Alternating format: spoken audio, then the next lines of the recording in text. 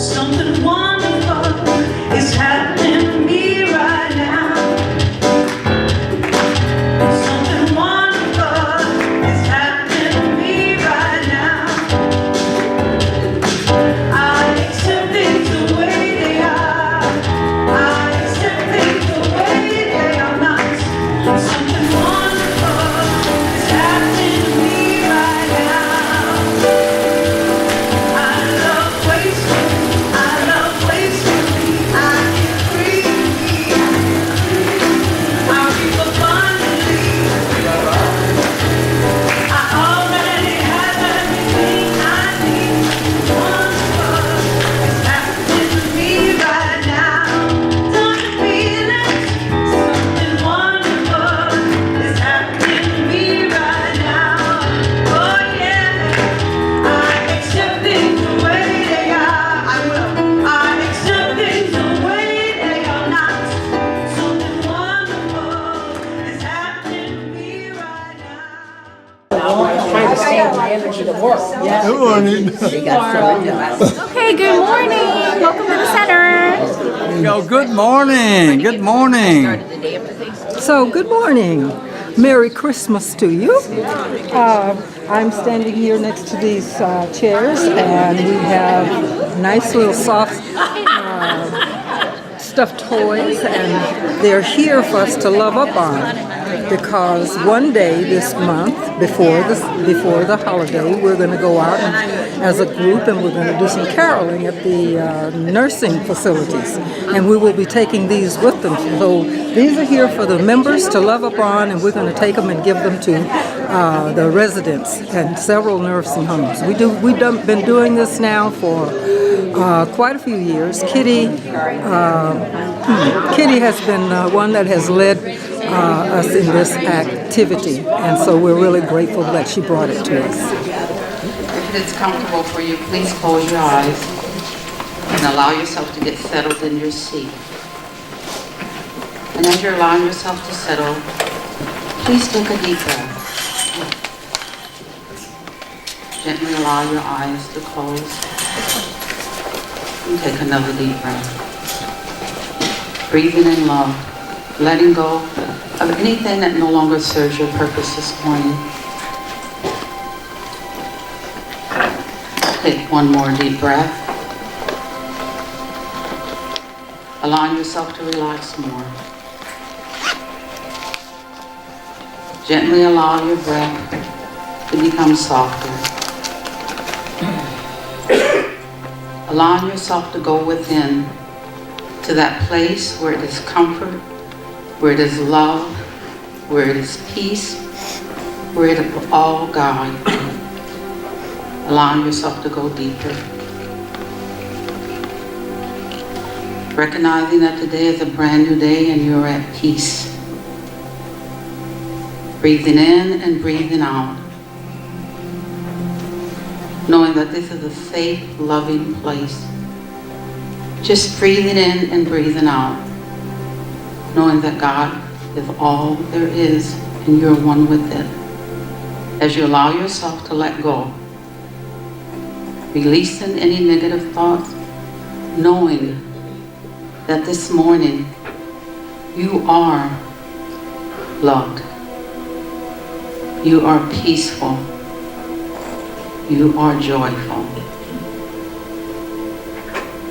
And just allow yourself to go deeper into these loving thoughts, knowing it is the truth of who and what you are, that you are loved, that you are peaceful, and you are joy. And now take a deep moment and just know that this is the truth of who and what you are. Just allowing yourself to go deeper. And allowing yourself to be in that sacred place where it is quiet.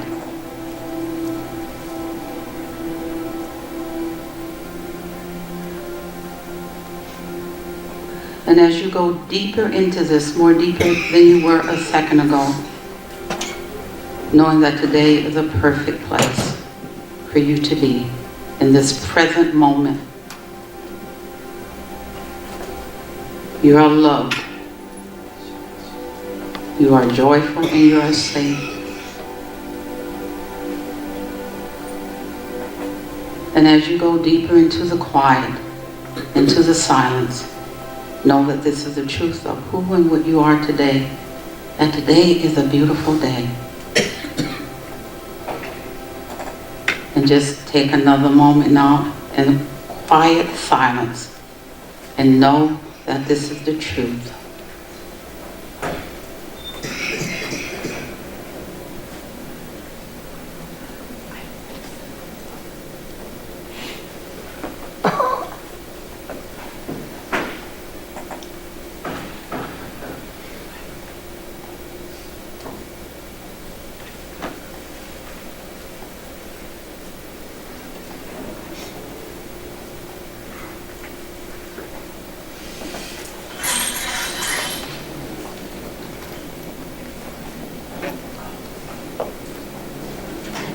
And now, allow yourself to be back into this loving space.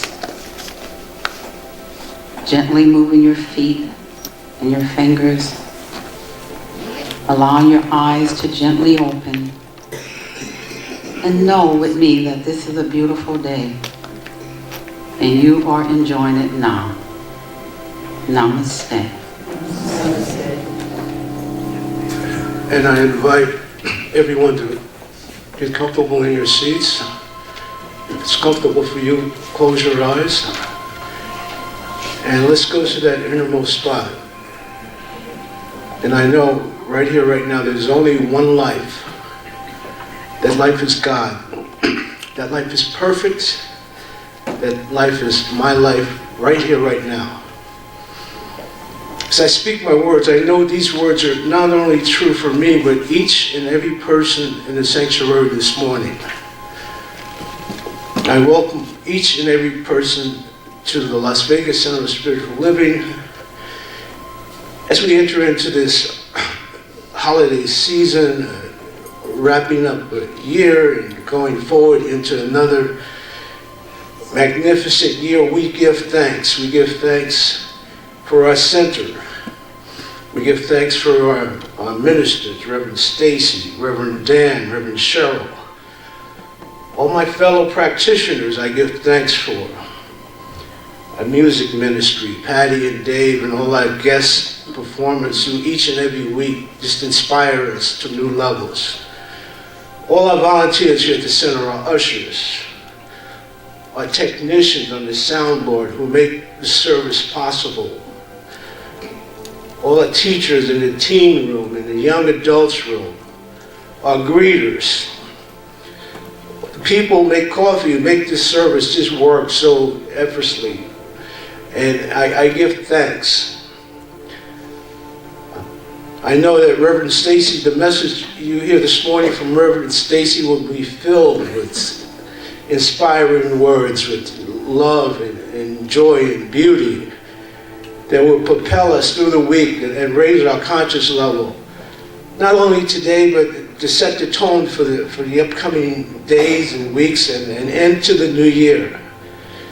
For this I'm truly grateful for.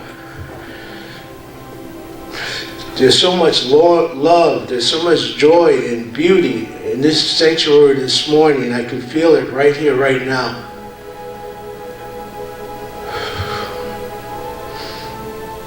This power, this presence is here with me. It's right next to you.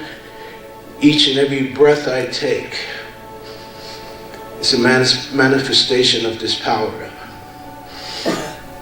For this I am truly grateful and thankful for, and I release my word to the law. Like always, it returns to me done. It's always done. For this I am truly grateful and thankful for, and please join me in saying, and so it is. Amen. Wow, I celebrate my birthday, my anniversary, and I get to talk to everybody here. And welcome, Barbara. You're in a group of Barbaras, and they're all wonderful people. Well, let's have that first slide. Divine law is always at work. Don't screw it up. Last Sunday, when Reverend Jerome was speaking, I reflected on my experience this summer. I did not hear this wonderful Mae McCarthy. I wasn't here.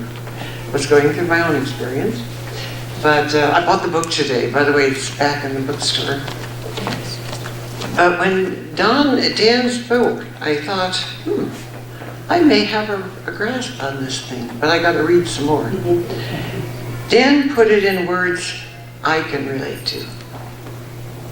It's not that I'm bragging about what I can do or demonstrate, but rather what each one of you can do. Anyone who wants to can do. If they understand the principle of divine law. More importantly, once divine law is at work, don't screw it up. Let's have slide 2. There should not be any sense of hurry or worry about this, says Ernest. Just a calm, peaceful sense of reality. Let the law work through and express itself in this experience. How many times have you read that? How many times have you heard that? I'm going to tell you what happens. This summer, my husband and I decided it was time to sell 2 airplanes. And I'm new to the world of aviation. My husband has flown since he was a teenager. He built airplanes. It was his world. And me, I'm a terra firma gal. Get into those things. I know nothing about building or flying or selling them. Well, I did what anybody else would do. I went to Reverend Stacy. And I said, help? Please, I said, put this in the ministry of prayer because I don't know how to do this. We want to sell the airplanes to someone who loves them at a fair price and for the good of all concerned. And she said, okay, it's done. And so I accepted it. Slide 3. Divine laws always at work. There's the airplane. Well, we left Las Vegas in May to get ready for the sale, and I quickly learned that before you can sell an airplane, you have to find it. Now, I'm married to a wonderful man, Carl. You all know him.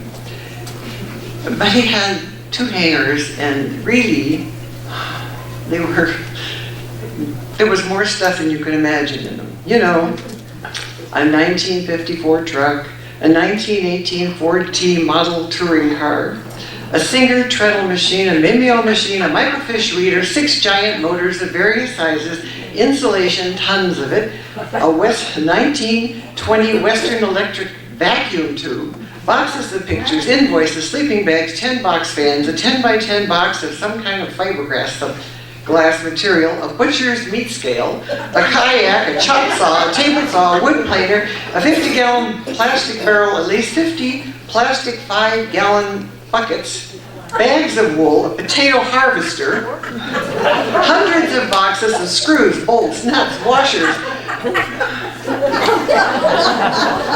I didn't know this was a part of the whole thing, and I thought I had released it, but now I'm starting to feel overwhelmed. I mean, what do I do with this? Well, thank God, Carl's grandsons willingly came in and took a majority of the items.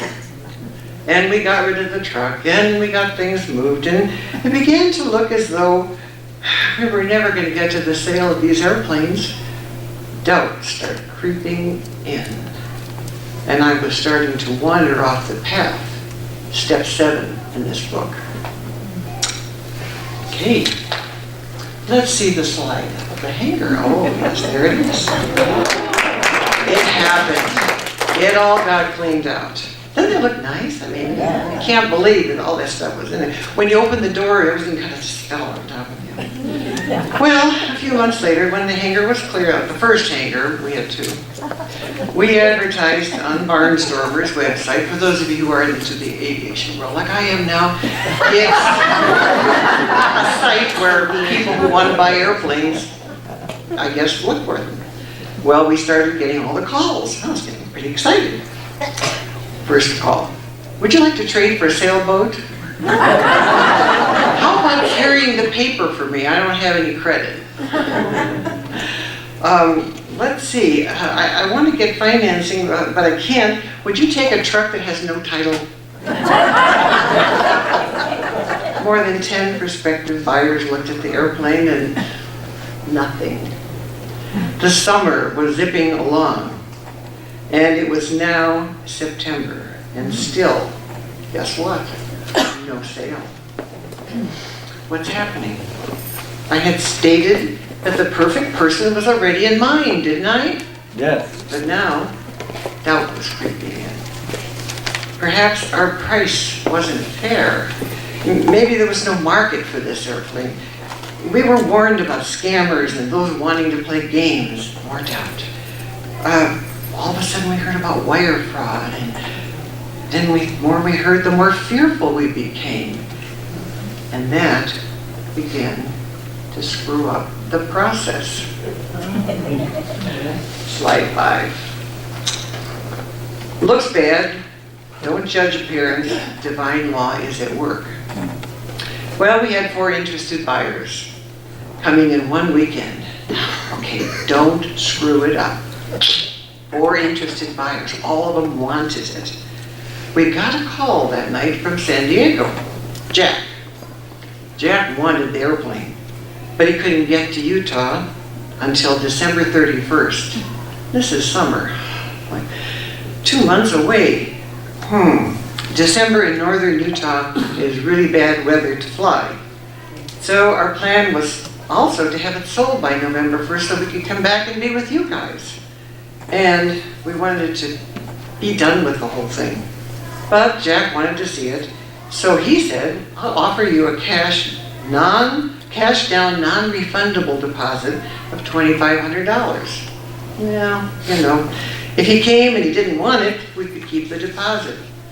We wanted to sell that plane now, and it was, you know, whose time was it? It was our time. We were trying to do it.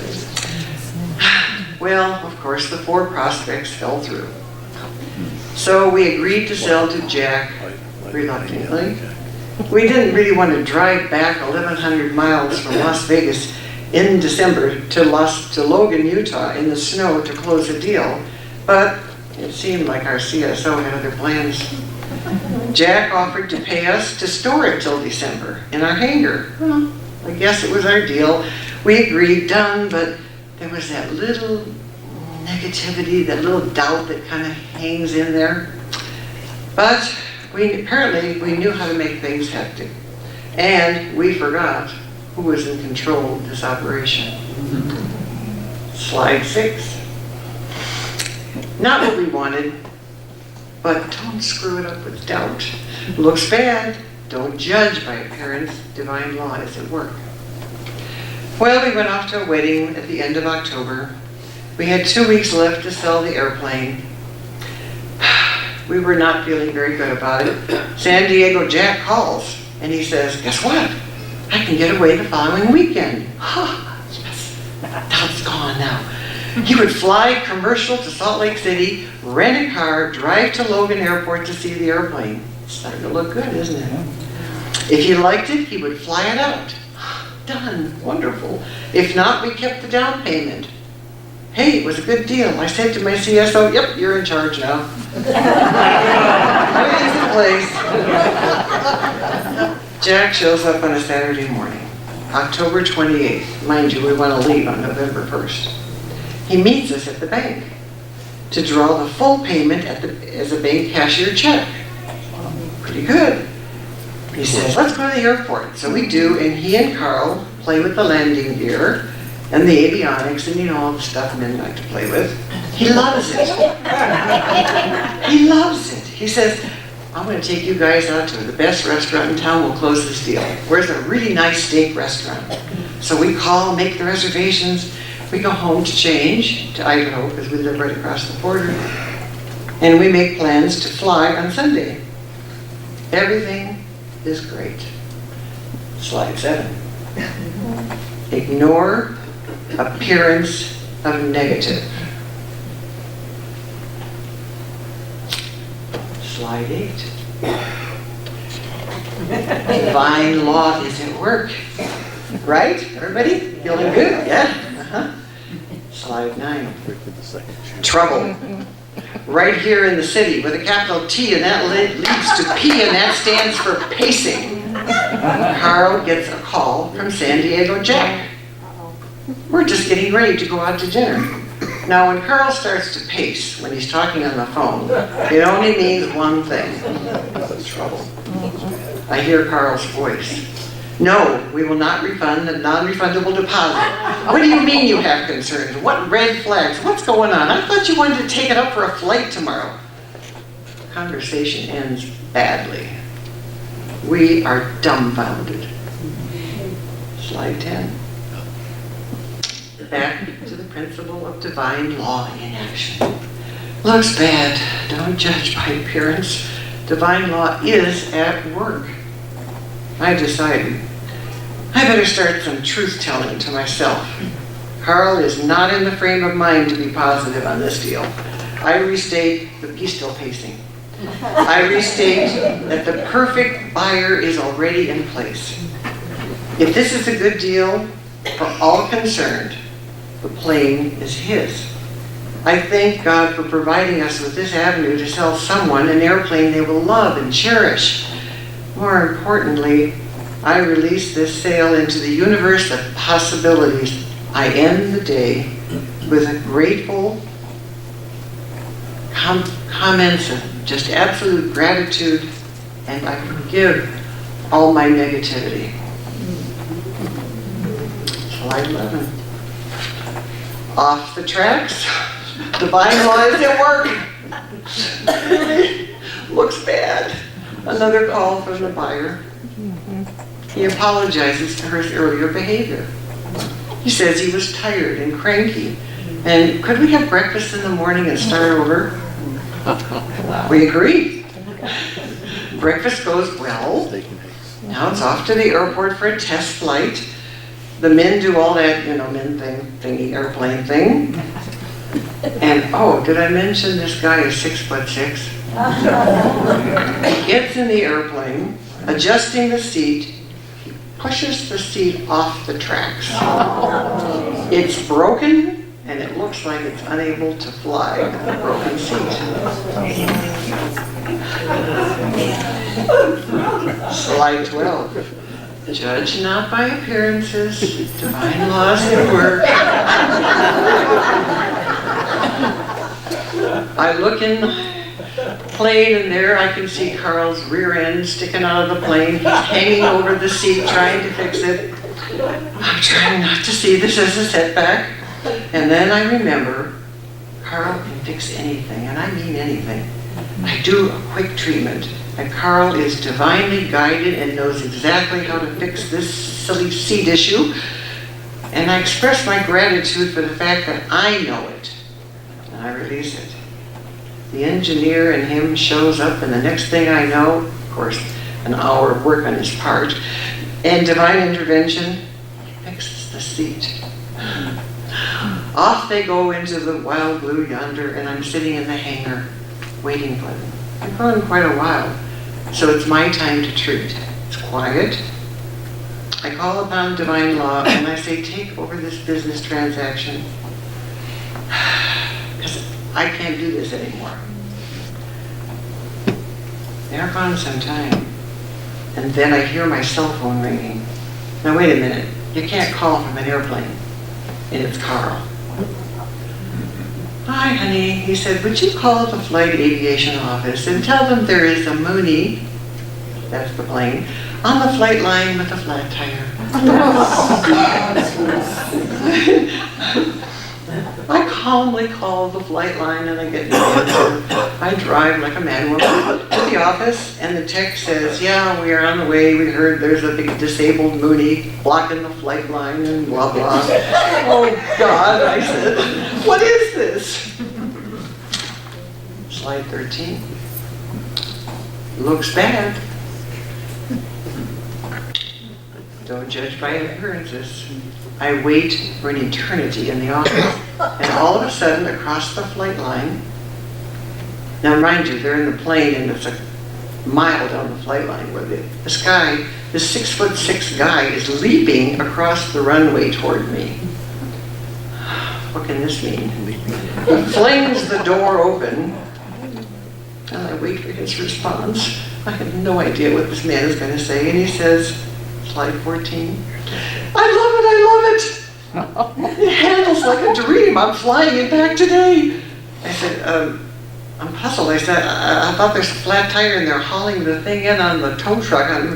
Oh, he said, that's not a problem. He said, they could put a new tire on. This guy's from San Diego. He's not from Logan, Utah. And in San Diego, I'm sure you could put a tire on at that moment. Guess what? Next slide.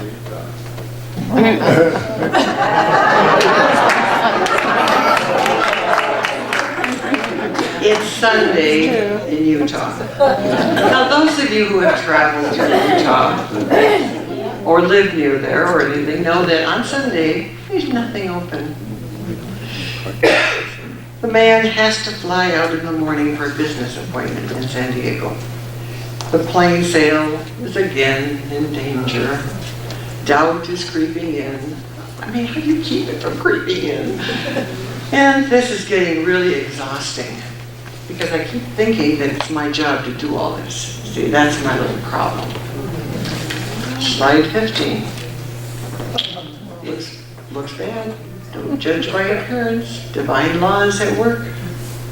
Okay, divine action really works. He says he will rent our hangar, but he's going to buy the Mooney now. He's going to give us the check, and he'll come back in December, December 31st, the first time he can get back. Of course, this means he has to rent a car, drive 14 hours back to San Diego. It also means we would have to come back from here, 1,100-mile round trip, to sell it and get it out of the hangar and everything. Did I say this was exhausting? I'm still doing this job. Slide 16. Looks bad. Don't judge appearance. Divine law is at work. Okay, divine law, action, really works. We get up on a Monday morning.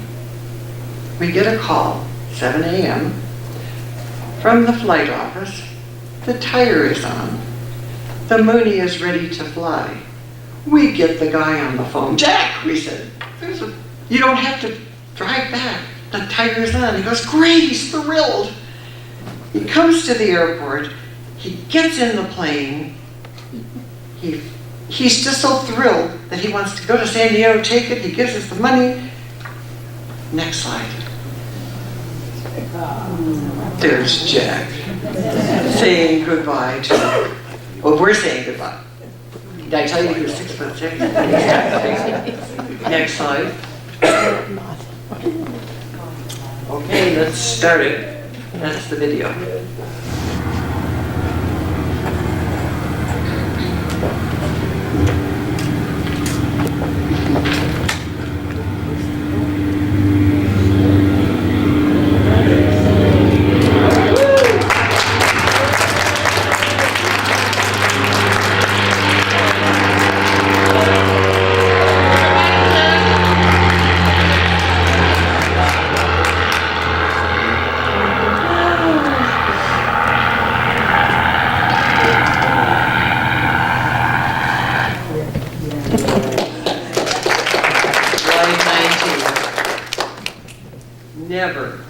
Never limit your view of life by any past experience. Ernie was right. Slide 20.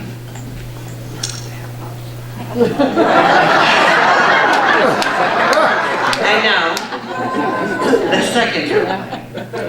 Now, for those of you who don't know about airplanes, and I'm an expert now, so I know. You want to ask me later. This is a Lancer 4P.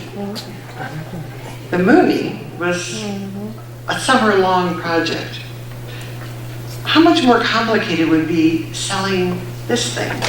It's an experimental, pressurized airplane with turboprop and pneumatic retractable landing gear.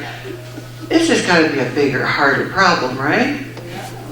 Oh, the buyer would have to have $300,000 cash. The other guy only had to have 30. Oh, the group's limited. At least it would seem to someone who wasn't using the principle of divine law in action. But remember that the principle of divine law works without any conditions or limits, unless I put them in place. So the real work is me. And so it is.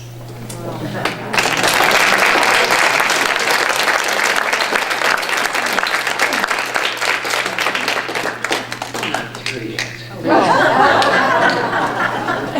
Never limit your view of life by any past experience, and most importantly, once divine law is at work, don't screw it up and don't.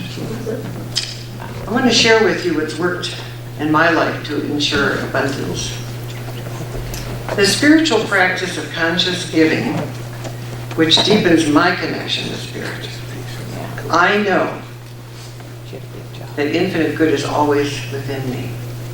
And I always give in an open, joyful, loving heart, and I stretch myself into the area of giving. In the words of Ernest, there is an infinite law of spirit, or the law of life, which tends to multiply our gifts because in so doing, it multiplies its own experience, its own pleasure, its own fruition. In that consciousness, each year, this time, I make sure that I am sharing with the universe by giving to the source of my good at least 10% of my income. If I have more income by this time of year than I expected, and I usually do, I increase my giving. I started this some 45 years ago at the encouragement of my late husband, Norman. Some of you remember him. We both took classes in Science of Mind, and we became practitioners in order to further our understanding of divine law. He understood the principle of tithing well. It took me a long time to learn it. Early in our marriage, when money was tight and family needs were the greatest, we sat at the table one night to pay bills. And I recall the money we owed did not equal the money available. The first check he wrote was to our church home, and I argued that we had to pay our bills first, and much later we could start tithing. Norman reminded me that the fact that we had these bills to pay meant that all our creditors trusted that we were going to pay them. It meant that no matter what, our funds would be there when they were needed. Faith, he said, was the currency of the universe. And I think that's my last slide, is it? Faith, it says, is the currency of the universe. And so each month, we set a treatment of thanksgiving for our creditors who trusted us to pay, and the money to tithe and pay our bills even when it didn't look like it wasn't there. It never failed. There was always an unexpected source of funds that appeared when needed. We spent our life in that consciousness. I invite you to do that for yourselves.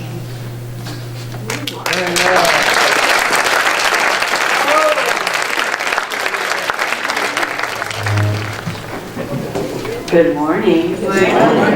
How is everyone? You look beautiful, Beth. Thank you. Thank you. So you.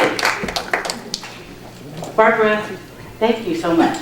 What a wonderful, wonderful topic.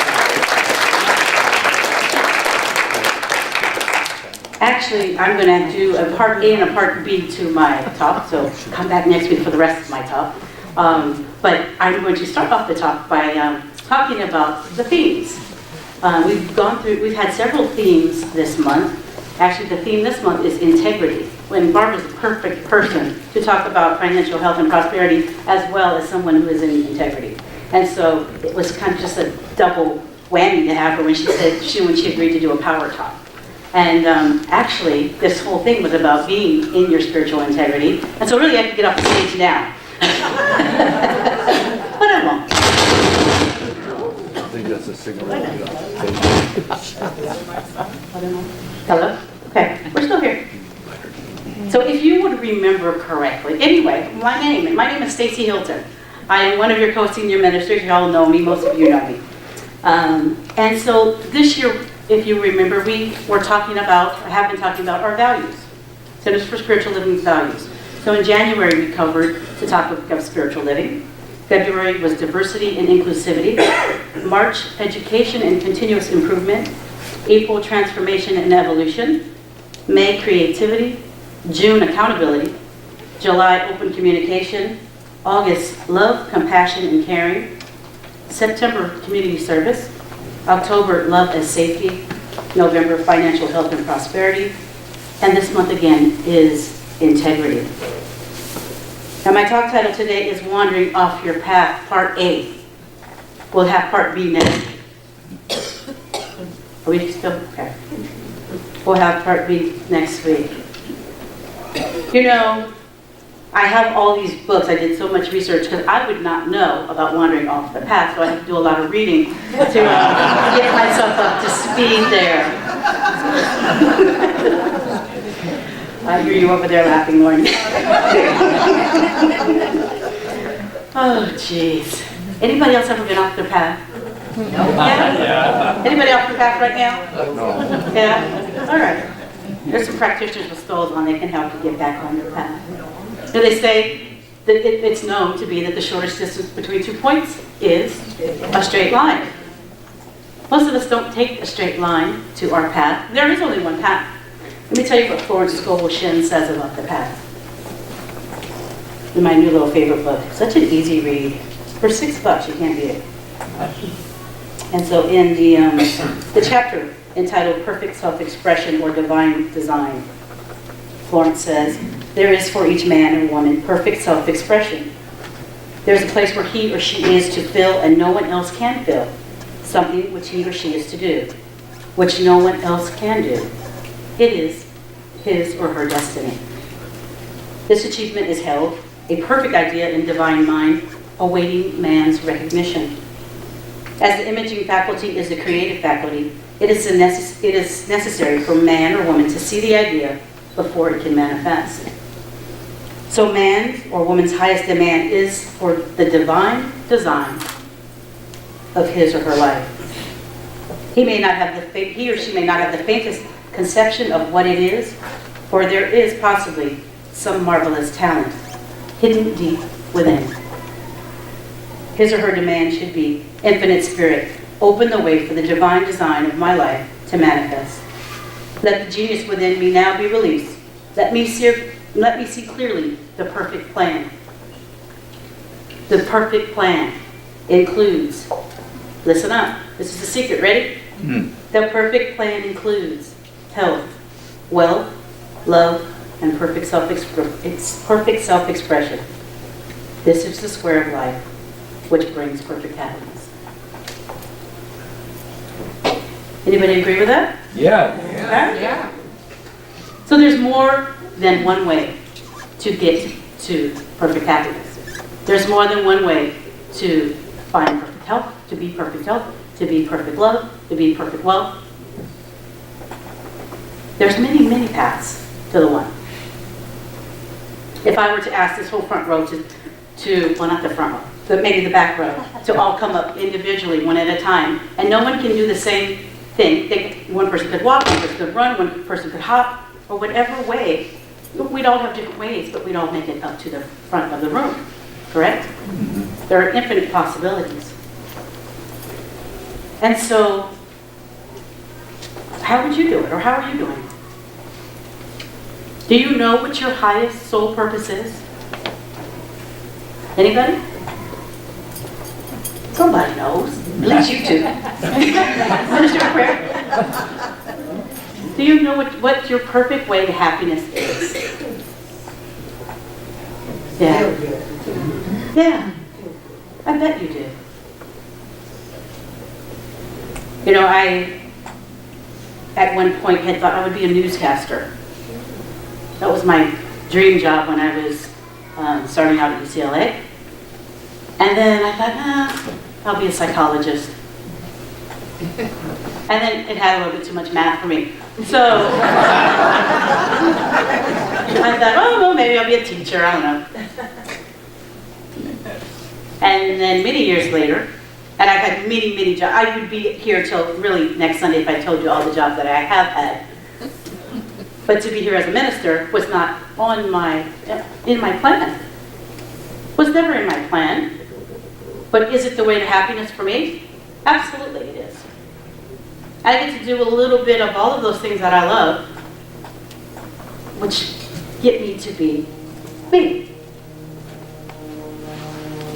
One of the ways, my foundations class, who's here? Ashley, I know you're here. The other ones aren't here. What? Hi, Ashley. Ashley looks like my little sister, Ashley. But we did visioning this week and had a great time.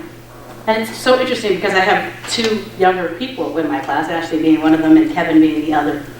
And they're looking for their soul's purpose, as we do when we're that age, right? And somehow when we get to this age, or maybe whatever age you are, you think, oh, I've already done everything. I've done that. You're still looking to fulfill your soul's purpose, are you not? Yes. You're still looking to be happy and healthy and wealthy and express joy and freedom. That's what your job is, as long as you're here. So don't take that for granted. We all still have work to do. That's why we're still here, as opposed to on the next plane. So we'll talk more about that. But visioning, we did it with Juanita. Juanita is wonderful. I think she's here today. But Juanita is a wonderful facilitator of visioning. And when you find yourself wandering off the path, it is one of the quickest ways, as this center pin is an example of, to get you back on your path. Now, I would like to read a little story. Dave, will you help me?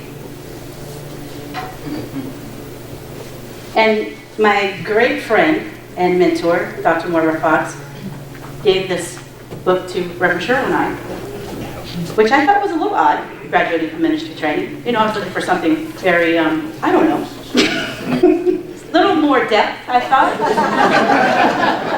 Maybe that's just what she thought of Reverend Cheryl and I.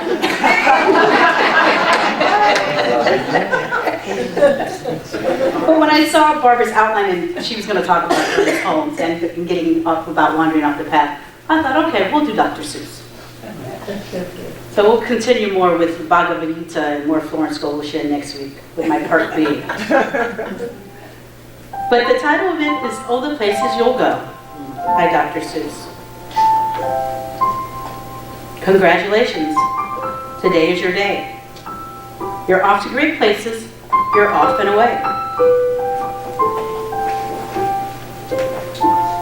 You have brains in your head. You have feet in your shoes. You can steer yourself any direction you choose.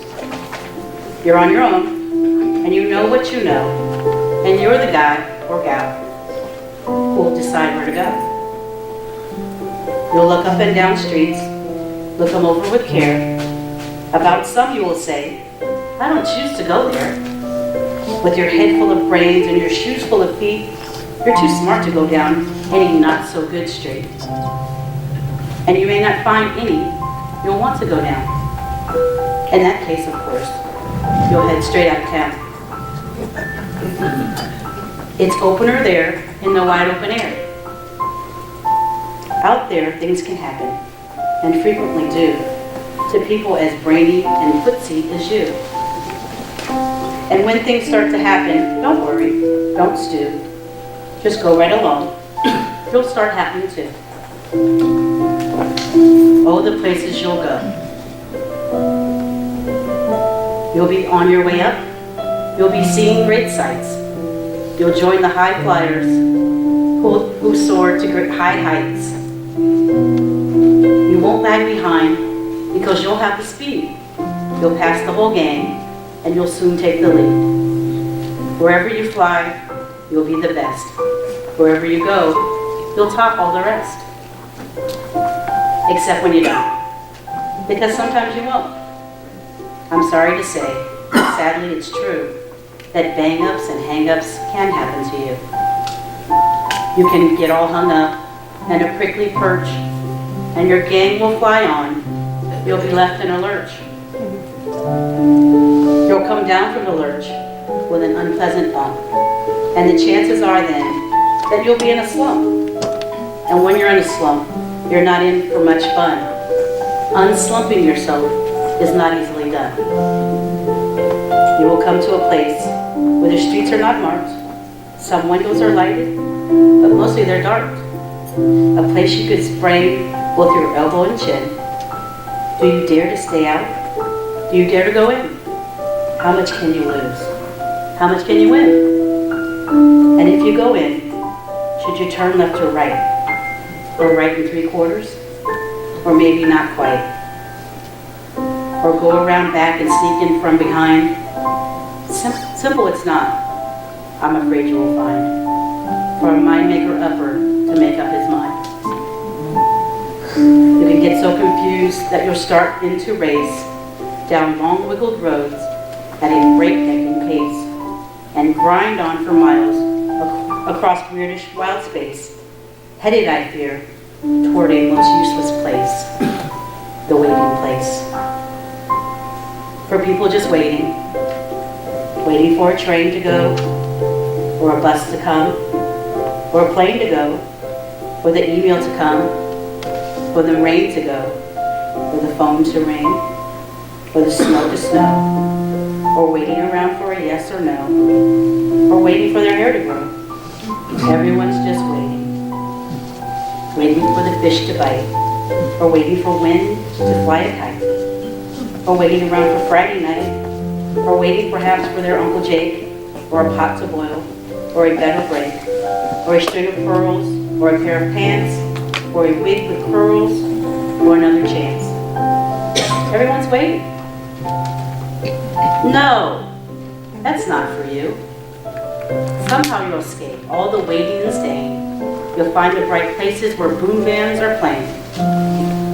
With banner flip-flapping, once more you'll ride high, ready for another under the sky, anything under the sky. Ready because you're that kind of guy or girl. All the places you'll go. There's fun to be done. There are points to be scored. There are games to be won. And the magical things you can do with that ball will make you the winningest winner of all. Fame. You'll be the famous one. You'll be as famous can be. The whole wide world watching you win on TV. Except when they don't. Because sometimes they won't.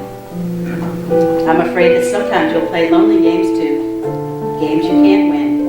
Because you'll play against you. All alone. Whether you like it or not. Alone will be something you'll be quite a lot. And when you're all alone, there's a very good chance you'll meet things that scare you right out of your pants. There are some down the road between hither and yon that can scare you so much you won't want to go on. But on you will go, though the weather be foul. On you will go, though your enemies proud. On you will go, though the Hockin cracks power.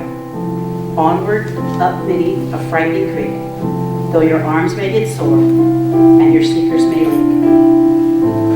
On and on you will hike, and I know you'll hike far and face up to your problems, whatever they are. You'll get mixed up, of course, as you already know. You'll get mixed up with many strange birds as you go. So be sure when you step with care and great tact, and remember that life's a great balancing act. Just never forget to be dexterous and deft, and never mix up your right foot with your left. And will you succeed? Yes, yes you will indeed. 98.75% guaranteed. Kid, you'll move mountains. And so it is. Take a deep breath with me. As each of us breathes in the joy, the peace, and the love that each of us is. And so I know that this week, in all the places that we go, that we practice who we are. We practice that we are healthy, that we are wealthy, that we are loved, and we are loved. And in that practicing, we do it with joy, and we do it in peace, and we do it in harmony, knowing that we are on our path. And so I just give great good thanks for each and every person here today. I know that each person has a wonderful week, and they each return here next week or sometime this month to continue our joyous, festive celebration of a beautiful holiday season. And together we say, and so it is.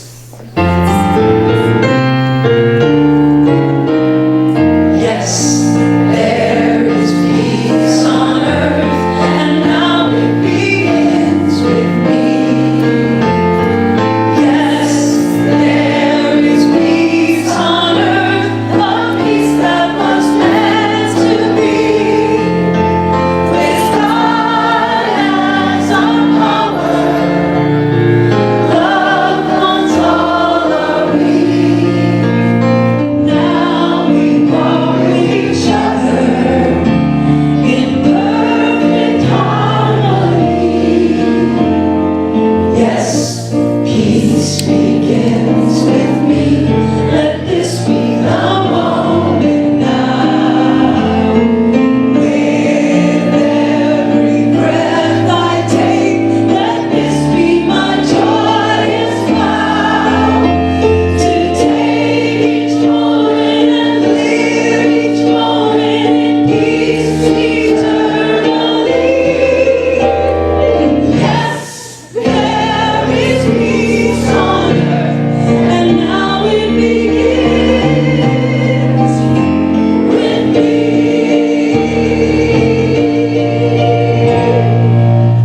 Woo! Before you repeat after me, remember to see a practitioner or put a prayer in one of our prayer boxes if that's what you need for this season.